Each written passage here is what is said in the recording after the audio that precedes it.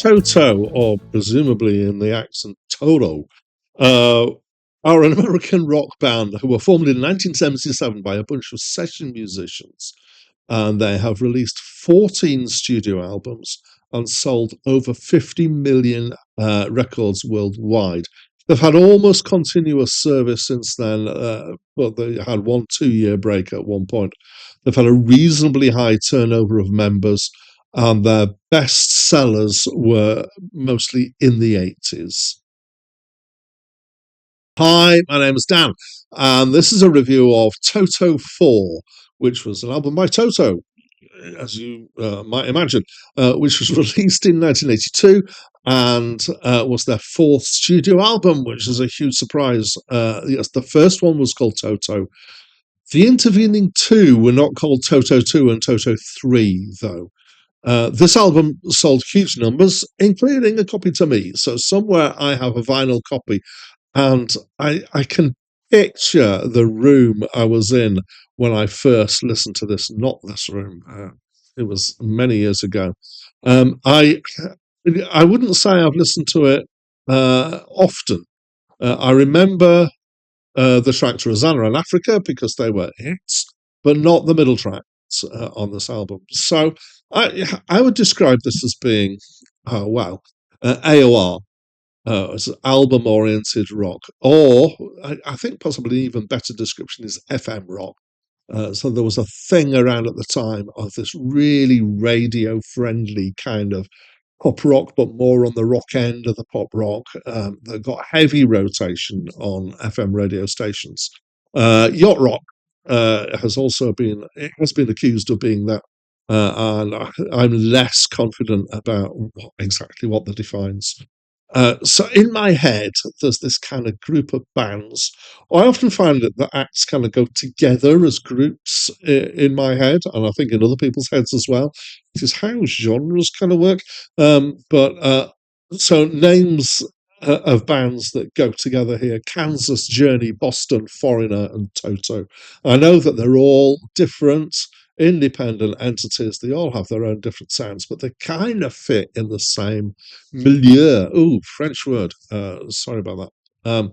So it's very slick. It's very carefully put together. It's honed production, and it's got strong melodies and singable songs. It would go down well in a stadium, and it goes down well on the radio. On this album, there's a variety of stylistic influences, so including hard rock or the harder end, but jazz, soul, world music, particularly in Africa. The track it's quite kind of. I was about to use the word eclectic. No, it's quite postmodern in that it takes lots of influences from lots of places and kind of does a bit with them. So I've never had this thought before about Toto until I did the listens for this review. Several of the tracks brought the band Supertramp to mind, which is not a connection that I've made before. Supertramp have a very specific, or had a very specific sound. I love them, by the way. So it's excellent in many ways. It's excellent in a way that sold really well at the time. It had strong universal appeal. Now, they were under pressure to produce an album that was as popular and sold as well as their first album. Numbers 2 and 3 albums didn't do so well. And I think it probably isn't just that they had to use the word Toto in the name of the album for it to sell well. I think it's to do with the qualities. So it's musically, I would say it's really strong and it's interesting and it's well done. Vocally, it's pretty good too, as tends to be the case with this milieu that I'm talking about, this group of bands. The one thing that I would say is maybe a detriment is the song content is a bit vanilla. It's mostly love songs, I guess, with the exception of Africa. Uh, I like it. I like it a lot, and I don't think, for me, that the slickness of it detracts from my enjoyment. I think it just possibly makes that enjoyment easier. It's not.